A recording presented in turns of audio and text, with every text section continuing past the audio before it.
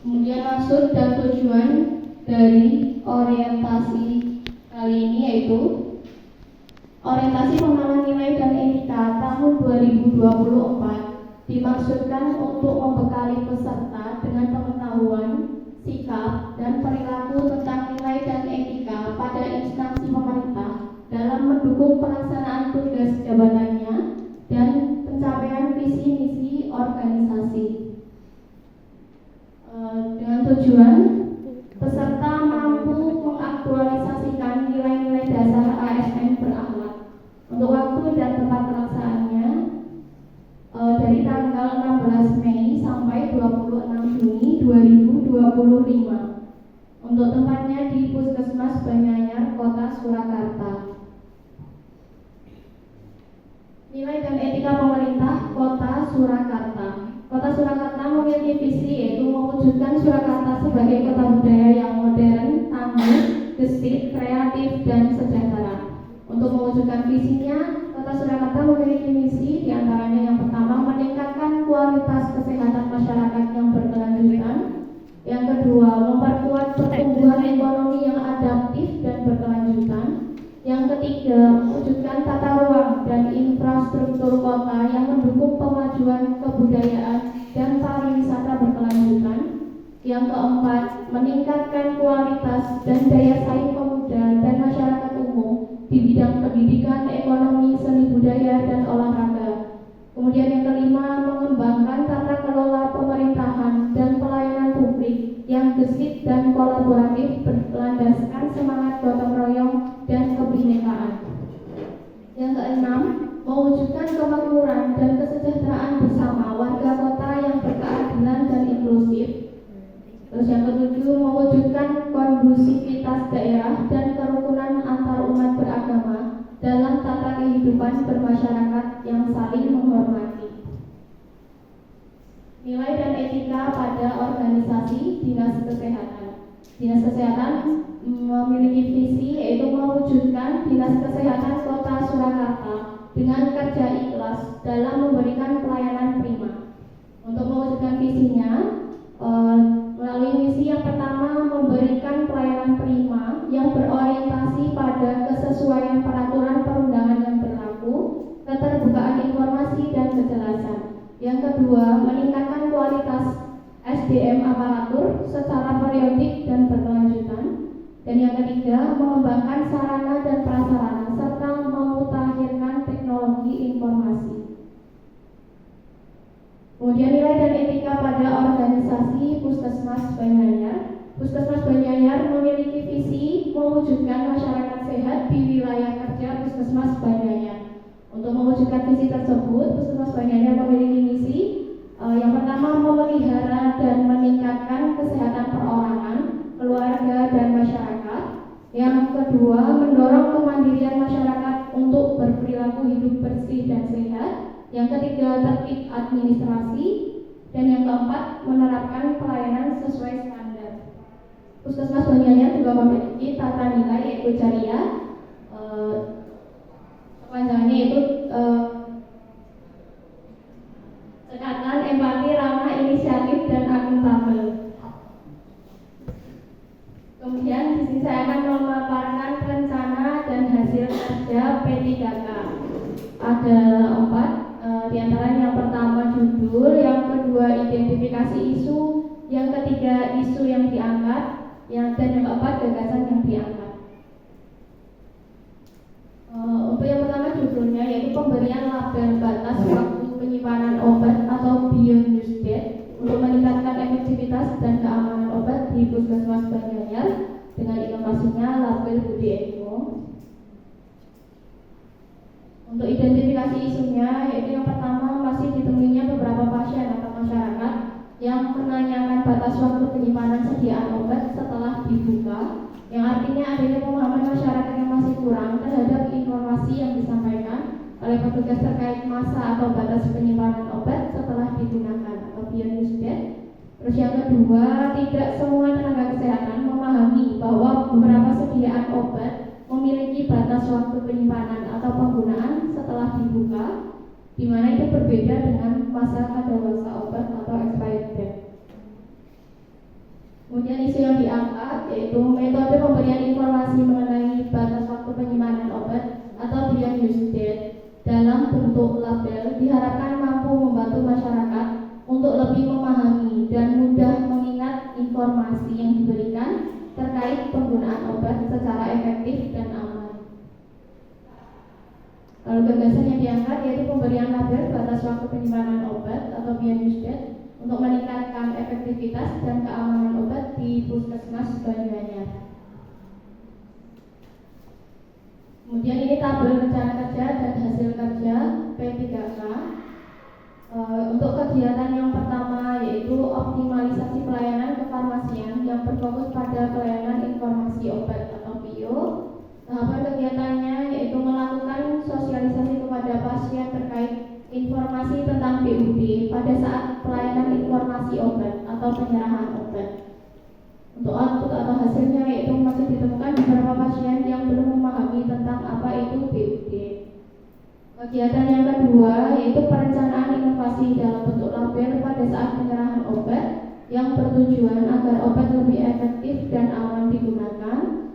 Tahapan kegiatannya yaitu identifikasi sediaan obat yang memerlukan penandaan BUD.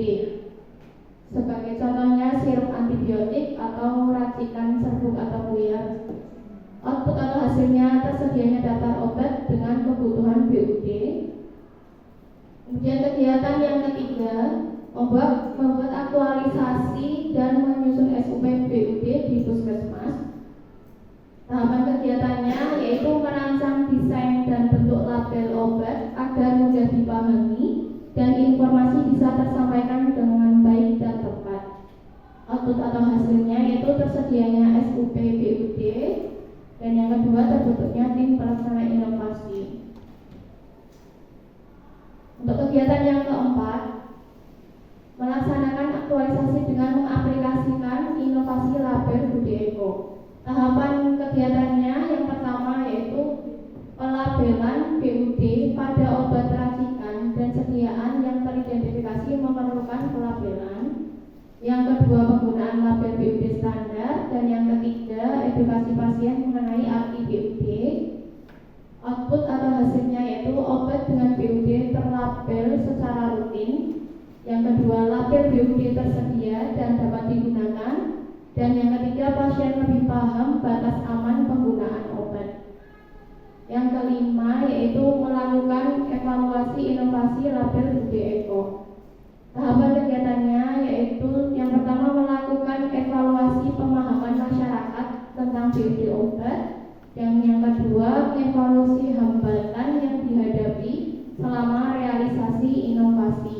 Output atau hasilnya yang pertama meningkatnya keamanan pasien dan mutu pelayanan farmasi, dan yang kedua menurunnya kejadian penggunaan obat melewati BUD atau batas penyimpanan obat.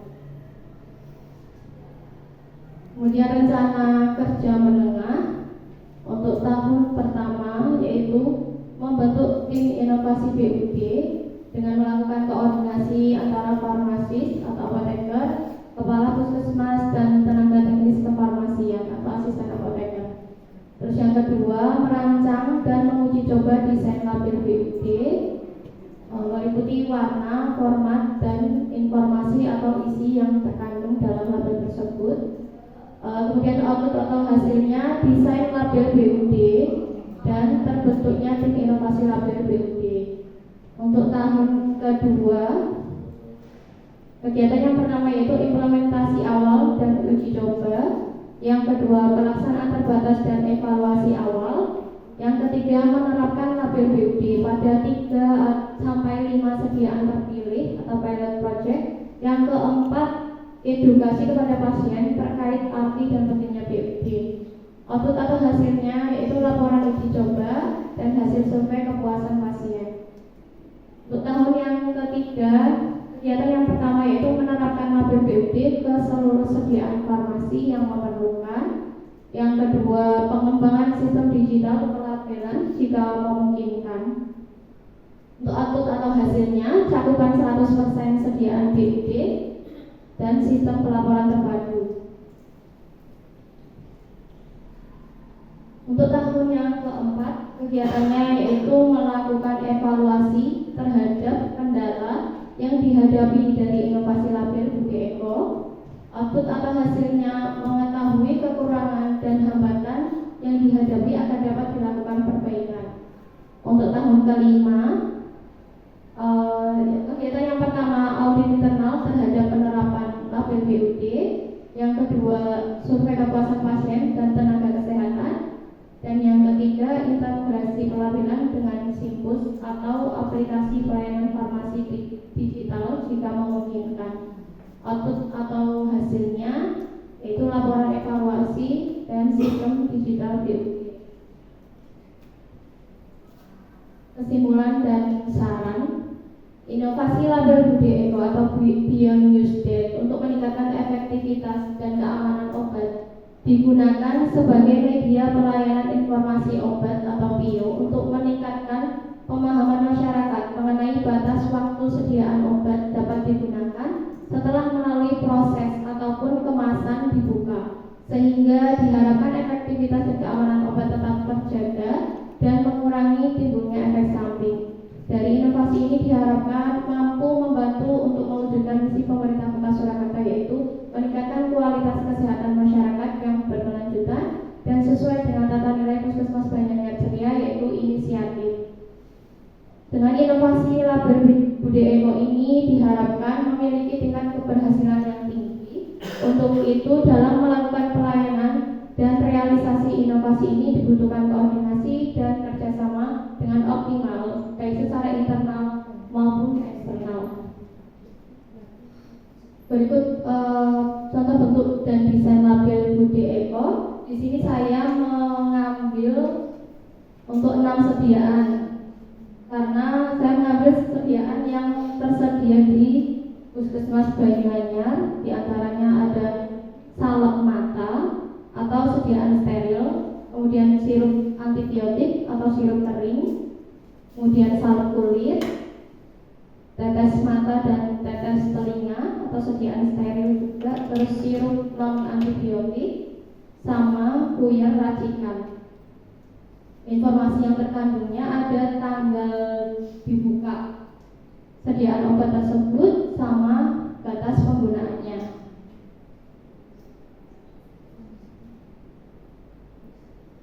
Sekian presentasi dari saya. Kurang lebihnya saya mohon maaf. Bila ada saran, kritik, dan masukan bisa saya terima dengan senang hati. Waktu dan tempat saya kembalikan ke moderator.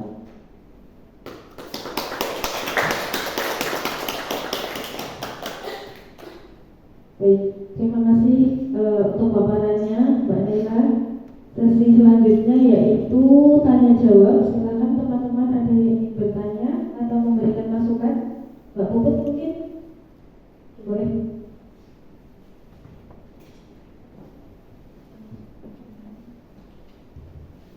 Oke, terima kasih Mbak Indri.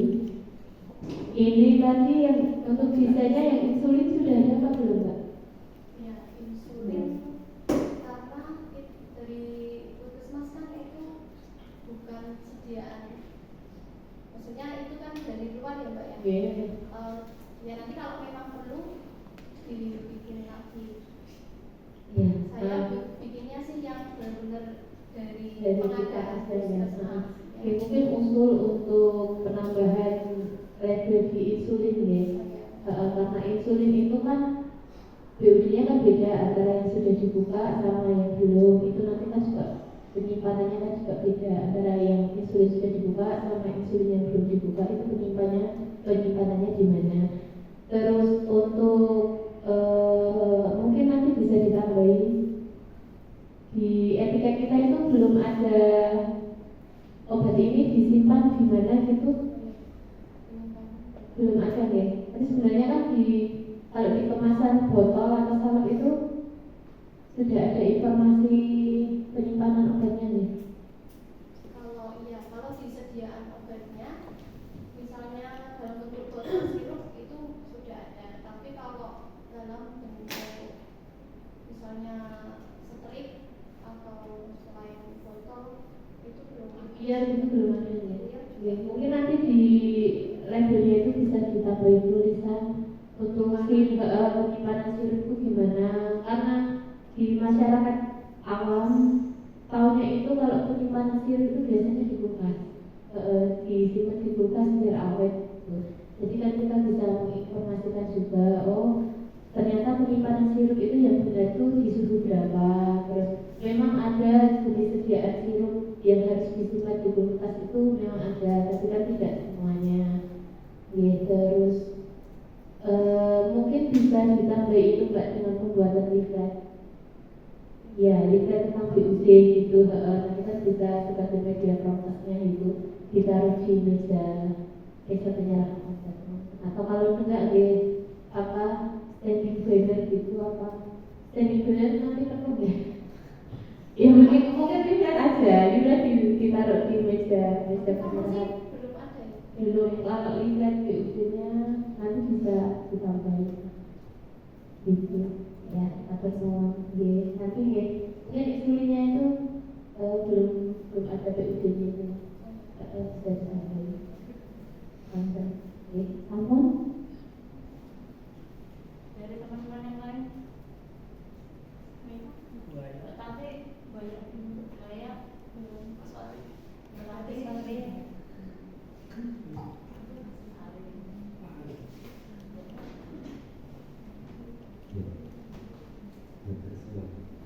Nama inovasinya sangat kece sekali, Bude Eko.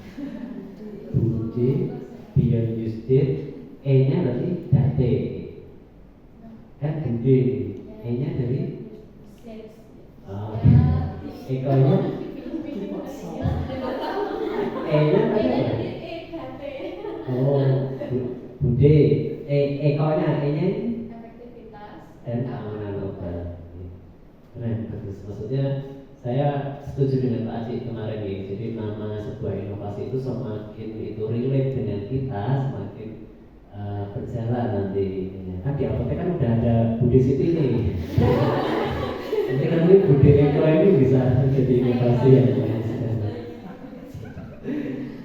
Ya, saya setuju nih, sangat bagus sekali. Tadi kan intinya pelabelan dalam penggunaan obat ini sendiri nih, mulai dari yang tadi yang sirup, tetes mata, puyer dan segala macam.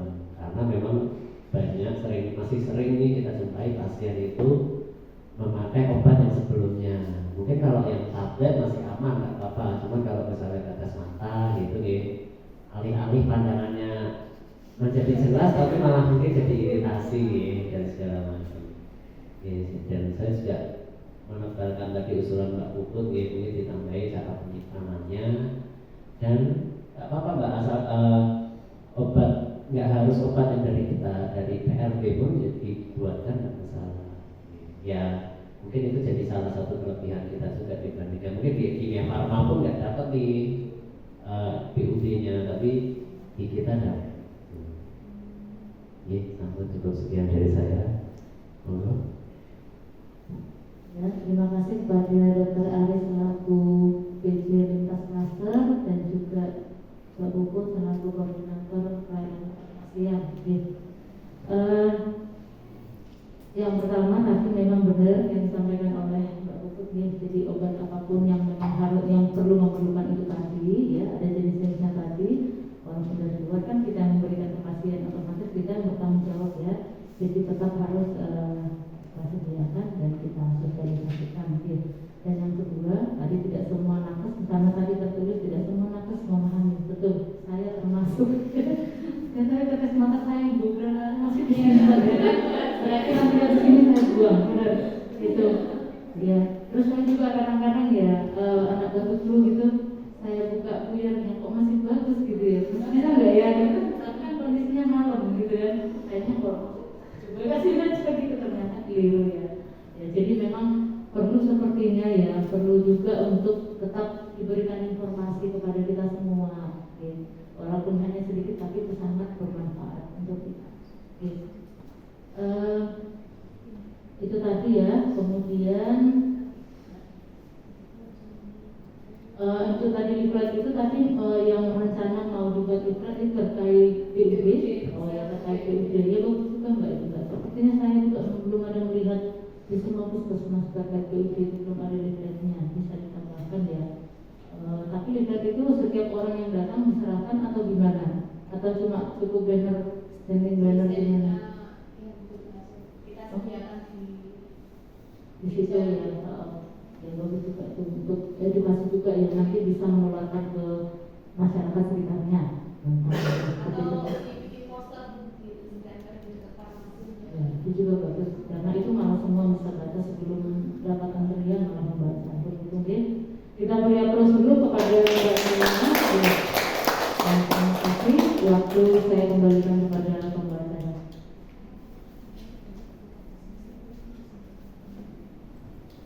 Terima kasih kepada Mbak Puput, Dr. Ari, dan Bu Rosti yang sudah menyampaikan saran dan masukannya. Terima kasih juga kepada Naila yang sudah memaparkan paparannya dengan sangat baik.